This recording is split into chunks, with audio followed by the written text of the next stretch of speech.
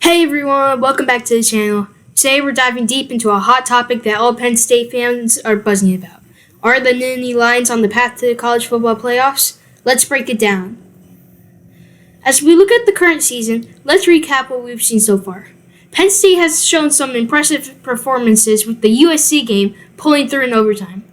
In that game, we saw Penn State's impressive ability to perform under pressure, with them converting on 2 fourth downs. We've also seen Penn State face off against Ohio State, losing to them by 7, but overall playing good and tough. But how do those performances stack up against the competition they face? Let's take a look at their upcoming schedule. The road ahead is crucial if Penn State wants to win out the rest of the season, with matchups against Minnesota and interconference rival in Maryland. Each game will be a test of their strength and character. Can they maintain their momentum? Now let's talk playoffs. What do they need to do to secure a spot in the top 4? We'll discuss potential outcomes, including the possibility of making the Big Ten championship. This depends on the performance of Indiana and Ohio State. A make-or-break chance could occur during the Indiana versus Ohio State game in the upcoming weeks. The landscape of college football is always changing, and PSU's path could shift dramatically week to week. Of course, no discussion about Penn State's playoff hopes is complete without deciding whether the Nittany Lions can make that playoff push. Abdul Carter will need to perform on defense and stop the opposing offense from scoring, and the whole wide receiver room will need to improve if they want to continue to succeed. I think here's a map of the United States with the Big Ten teams labeled on it. First off, I think it's crazy that last Penn State game, Washington traveled to Penn State to play Penn State for a Penn State whiteout, which is one of the toughest places to play in all time of college football. But what's even crazier is Washington brought their cheerleaders across the USA to go to this Penn State game, and you could barely even see them on TV, so I don't even think that was worth it. But as you can see here, we've had new additions to Big Ten this year, obviously, with at least like Washington and Oregon, USC also. This was the schedule for Penn State.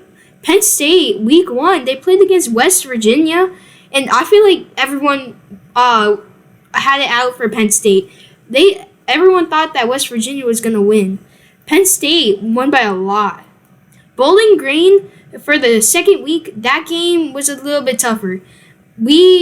Penn State did not perform as well as we wanted to, and they won by 3.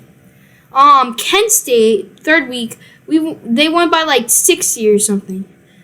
Illinois, that was against a ranked opponent. They won that game also. UCLA, they won that game, obviously. The USC game, that's a game that we're going to want to talk about because I feel like that's one of the key games that depicts how the season has been going.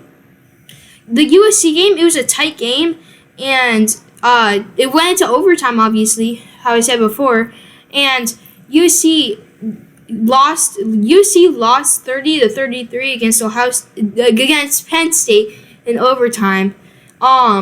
But the craziest thing is Penn State almost lost that game because Penn State, they on their drive in overtime, Julian Fleming, this is one of the best games he performed in, the USC game.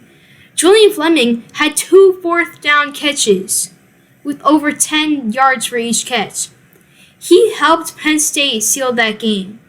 So he hasn't been the best this season, but I think that was one of the games that he proved himself as a new Penn State player. The next game, Wisconsin, week 7, Penn State played them. There was a pick 6, which helped Penn State out a lot. Penn State won that game. Next game, Ohio State, Penn State. That was not in favor of Penn State fans. Penn State, they lost by 7. Everyone, I think Penn State was underdogs there, and Ohio State was chosen to win that game. So only winning by 7 against Penn State, which is a team that they've been winning against for years, since 2016. I think that Penn State actually showed looks up into the future of what we might see by them. So Penn State, the refs were biased on Ohio State's side. That's what I'm gonna say. There were some questionable calls there. So I think it could have gone either way, saying there were 5 minutes left in the game. The next game, the game that just happened, Washington, Penn State won this by a landslide, like 25 points or something. So I think they're good for that. Purdue, that's next week's game. Purdue is 1-8. They just lost to Ohio State this week. Purdue has not been performing. That's another conference team in the Big Ten. So I think Penn State should be able to take care of that, put them away. I think the difference will be like 20 points at least.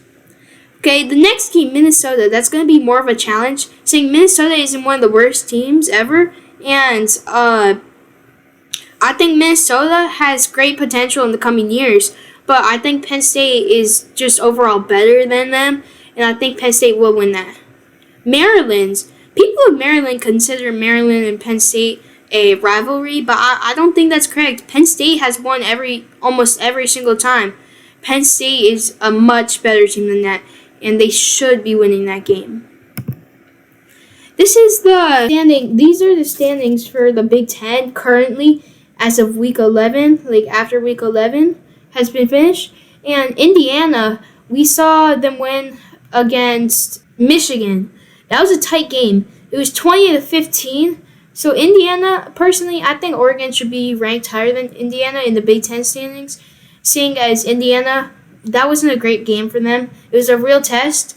Next game is the actual test because they play Ohio State next game. That's going to shake up the standings because if Indiana loses, that opens a gateway for Penn State.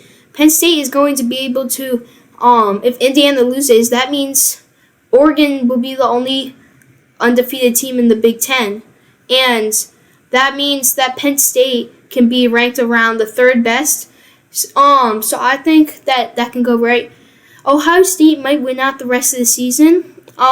Saying that, so I think that Penn State, they might not make the Big Ten. Although I don't think that Oregon will go undefeated this season. They are an amazing team. Dylan Gabriel has been so good. But I think that Oregon will eventually lose at least one game. I think that Penn State has good odds for making the playoffs. They're currently ranked number 4 in the nation. So I think that Penn State can definitely make the playoffs if they continue this winning period. I think that if they win the rest of the season, they can go 11-1. I think that's a possibility. I think that guarantees them a spot in the playoffs, seeing how the SEC has just been shaken up. So that's what I think will happen for Penn State in the playoffs. I think that they have a good chance of making the playoffs. So what do you think? Do the Nittany Lions have what it takes to make the playoff stand? As always, thank you for watching, and make sure to support me by subscribing and liking the video.